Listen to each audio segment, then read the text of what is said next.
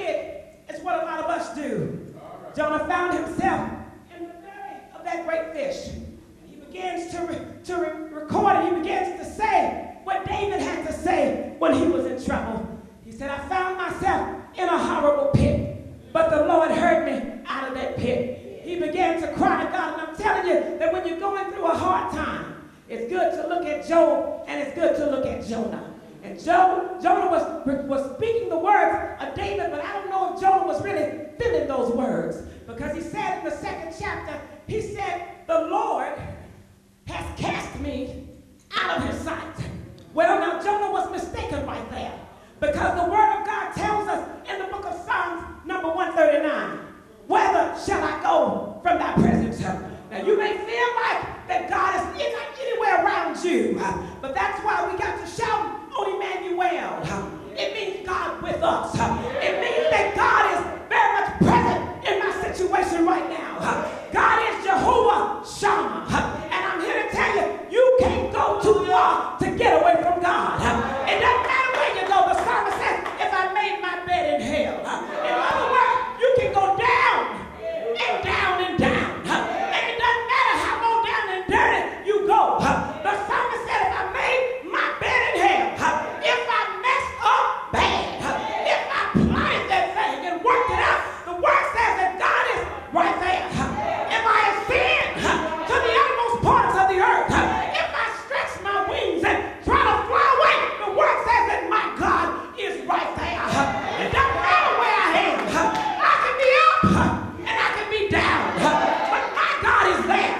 I can be in, I can be out, but my God is right there. Jonah said, I'm cast away from God's presence. Lord have mercy. Let me tell you something. Brother Ingram hadn't sinned, but he found himself in a bad situation. Stepped outside his door, and the carjackers met him right there. Put him in the trunk of the car. Nobody could see him there. But I'm so glad that we serve Emmanuel. I'm so glad that God is Jehovah Shammah. I'm so glad that there's nowhere I can go to get away from the presence of God.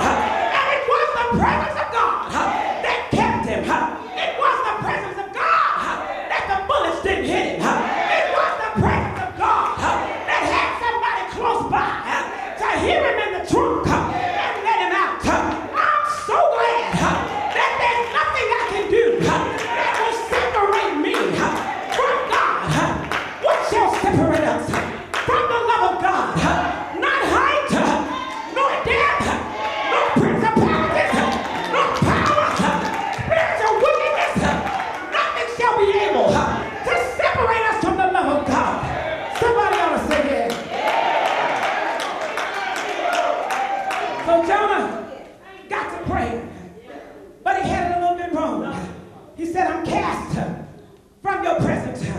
You see, the word tells us that God says, my ear's not slack, that I can't hear, but your sin has separated you from me. So when Jonah got to crying out to God, and he said, nevertheless, I will pay that I have vowed. In other words, he repented down in the belly of that fish, and God caused that fish to cough him up. Can you say, trouble's got to cough me up? My trouble's got to cough me up. If I am real with myself, if I man up, if I woman up, if I put my cards on the table, if I come out of denial and say I did it, oh yeah, I did it, enjoyed it while I did it, but I didn't do it. God will forgive you of that thing. If you turn yourself around, God will come and heal your land. And so Jonah confessed. Lord have mercy. Then Jonah crying to God. Don't feel so bad that you can't pray. I've heard saints say, girl, I just can't pray. Girl, I'm just so messed up. I just can't pray.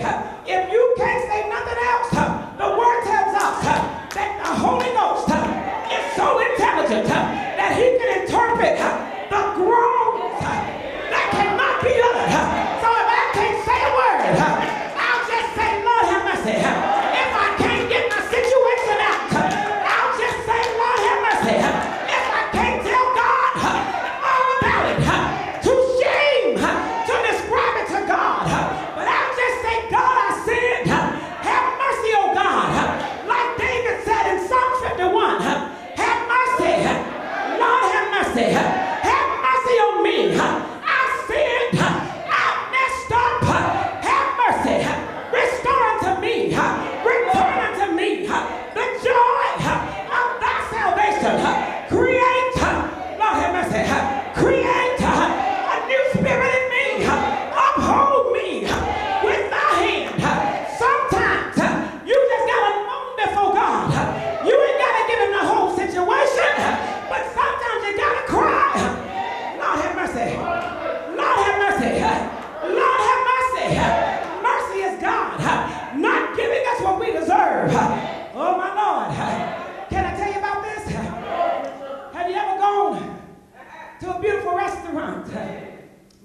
I used to eat out much more than we do now. We cook in these old age. Better to boil me something in my own pot. But when we used to go all the time, sometimes we get to a place and they would be in the process of cleaning the tables. And while they take that beautiful, thick, white, 100% cotton cloth off that table that's so beautifully pressed, when they're changing the tables, sometimes you see a table that's got a lot of scars in it. You can tell somebody got a little creative and got a knife that just carved their initials. Come on here, somebody. In the wood on the table. Sometimes you see they carve little messages on the table. But what the waiter does is when he cleans it, he takes off the dirty cloth. And for a moment that those scars are exposed. Then he'll come back and he'll dress that table one more time. Can you say, Lord, dress me? He'll come back and dress the table. And when he dresses the table, he'll shake out a pretty white cloth. He'll shake it out and he'll lay it on the table. He'll smooth it out. That's what God does to us. We got some permanent scars. Some of the stuff you did will leave your record. Some of the stuff you did will always be on your record downtown. But God will take you and he'll shake out that cloth and he'll cover you. That's what he'll do. He said, oh, your sins be like crimson. I'll make them white as snow. That's why he died for us, so he can cover that thing. He didn't say some sins are unrighteousness. He didn't say everything but homosexuality and adultery. He didn't say everything but abortion. He said, oh, Lord have mercy. The saints don't like that.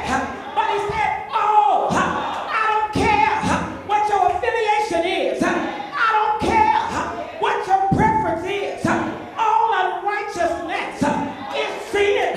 But if you confess it, God says, I'll forgive it and I'll cleanse you. That's what he does. When he puts that cloth on the table, covers up my marks, covers up my scars, covers up my conscience. That's what he does when he puts the cloth on. So I'm here to tell somebody today, stop condemning yourself. Confess that thing. Cry unto God. And when your friends, Lord have mercy, because we know we got haters who don't want you to forget where you've been. But let me tell you what to do with a hater. You see it?